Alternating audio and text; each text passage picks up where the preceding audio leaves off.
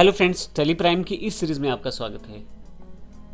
पिछले सेशन में हमने देखा कि हम किस प्रकार से अपनी रिपोर्ट्स को देख सकते हैं। बेसिक रिपोर्ट हमने दो चेक की, एक बैलेंस शीट और एक ट्रायल बैलेंस।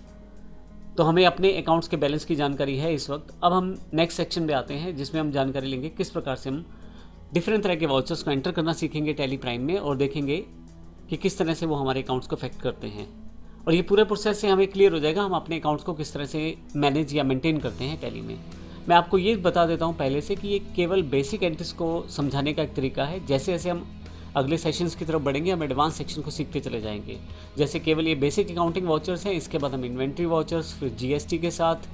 तो इस तरह से हम बारी बारी से एडवांस स्टेप की तरफ चलते चले जाएंगे, और हम कोशिश करेंगे पूरे सेशंस में कोई भी ऐसा वाउचर या कोई भी एंट्री ऐसी ना हो जो आपको ना आती हो।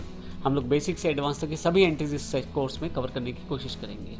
तो हमारे पास काफ़ी सारी एंट्रियाँ अवेलेबल हैं, जिसमें सबसे पहले मेरे पास सीरियल नंबर है यानी कि पहली एंट्री, फिर डेट है उसका, ट्रांजैक्शन किस तरह की है, और फिर वाउचर टाइप कौन सा होगा उसका। तो यहाँ पे मैं बारी बारी से इन सभी ट्रांजैक्शन रिकॉर्ड करता चला जाऊँगा, और साथ में किस तरह के वाउचर टाइप हैं वो सब एंट्रीज उसके अकॉर्डिंग होती चली जाएंगी।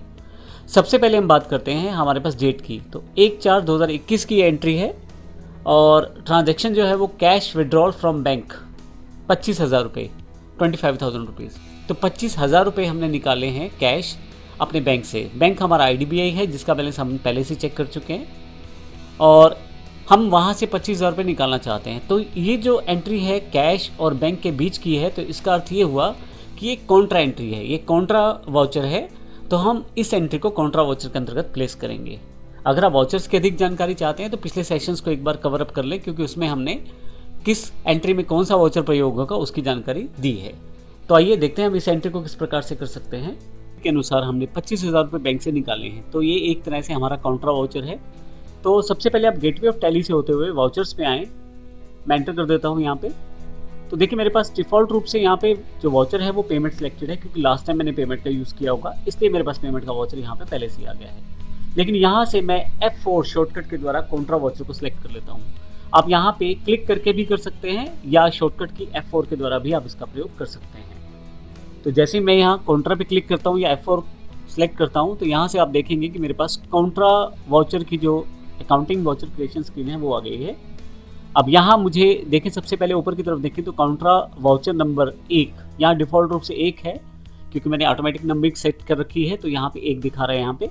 इसके अलावा यहाँ राइट हैंड साइड पे डेट है वाउचर की। अगर मैं डेट चेंज करना चाहता हूँ तो F2 प्रेस करूँगा या यहाँ पे क्लिक कर दूंगा, तो यहाँ पे मैं डेट चेंज कर सकता हूँ।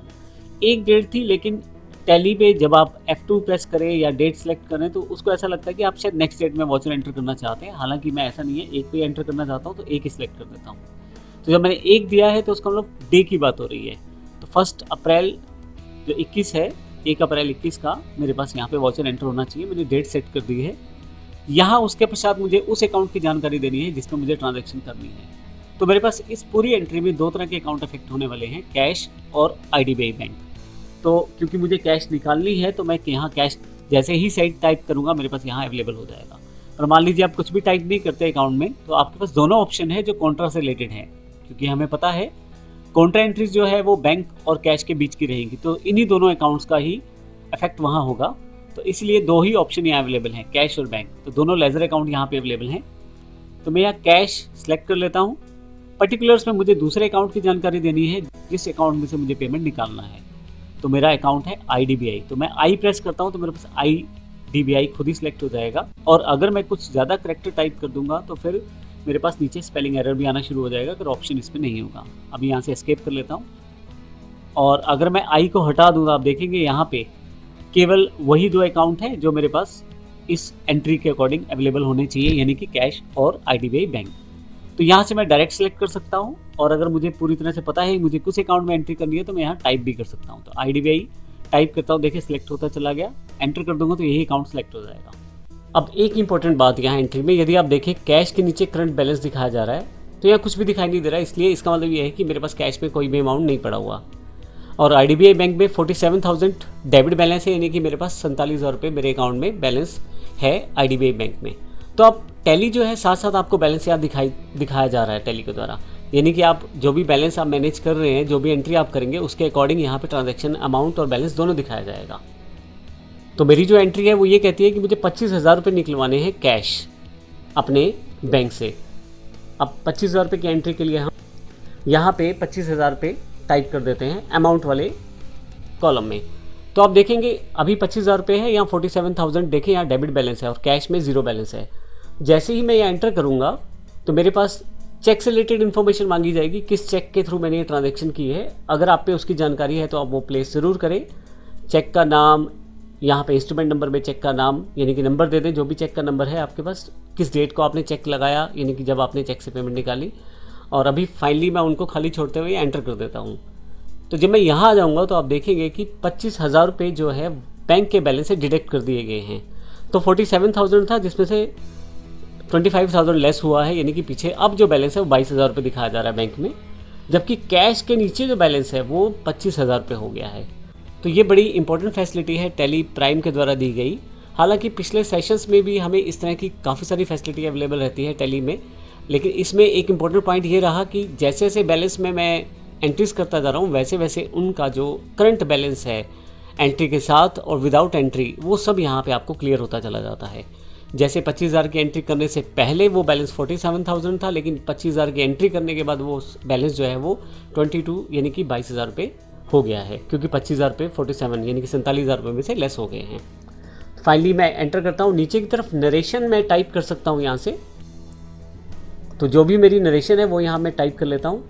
तो जो भी मैं यहाँ नरेशन टाइप करता हूँ उसके बाद फाइनली मेरे पास, अगर मैं इस पूरे वाउचर में मुझे कुछ चेंजेस नहीं करना है तो मैं यहाँ येस करके इसे एक्सेप्ट कर सकता हूँ, और अगर मैं यहाँ नो कर देता हूँ तो फिर से मुझे वो, और अगर मैं यहाँ नो कर देता हूँ तो फिर से मैं इसी स्क्रीन पे रहूँगा। अगर कुछ चेंज करना है तो मैं यहाँ से कर सकता हूँ, लेकिन अभी मुझे येस करना है तो मैं वाई दबा देता हूँ। तो मेरे पास ये एंट्री हो गई है। अब अगर आप यहाँ से बाहर आ जाएँ एस्केप, और मैं अगर यहाँ से आपको डिस्प्ले मोर रिपोर्ट्स पे ले जाऊँ और ट्रायल बैलेंस पे ले जाऊँ, तो ट्रायल बैलेंस में यदि आप यहाँ पे करंट एसेट्स पे चले जाएं तो अब की बार कैश इन हैंड 25,000 रुपये है और बैंक अकाउंट्स 22,000 रुपये हैं। कैश इन हैंड में हमारे पास कैश का ही एक अकाउंट या लेजर पहले से है जिसमें 25,000 रुपये हैं, और बैंक अकाउंट्स में मेरे पास 47,000 रुपये थे जिसमें 22,000 रुपये रह गए हैं, क्योंकि मैंने एक काउंटर एंट्री को अफेक्टेड कर दिया है। अब मैं वापस आ जाता हूँ। तो इस तरह से हम ये एंट्रीज कर सकते हैं। तो इस सेशन में हमने सीखा हम काउंटर एंट्री को किस तरह से कर सकते हैं। एक इंपॉर्टेंट बात, जब भी आप कोई वाउचर एंट्री करते हैं तो आपके पास यहाँ पे लेफ्ट हैंड साइड पे, जब आप गेटवे ऑफ टैली पे होते हैं तो जो कंपनी रहती है, जो आपकी सिलेक्टेड कंपनी है, उसके साथ आपको ये जानकारी दी जाती है कि डेट ऑफ लास्ट एंट्री आपकी कौन सी रही। क्योंकि मैंने 1 तारीख की एक ही वाउचर डाला है तो उसकी जानकारी यहाँ पे अवेलेबल है। तो इस तरह से आपको ये आइडिया हो जाता है कि लास्ट एंट्री आपने कब की है इस पूरी प्रोसेस में। तो अगले सेशन में हम अगली एंट्री की तरफ बढ़ेंगे। इस सेशन में हमने काउंटर एंट्री से रिलेटेड इन्फॉर्मेशन को देखा है। धन्यवाद।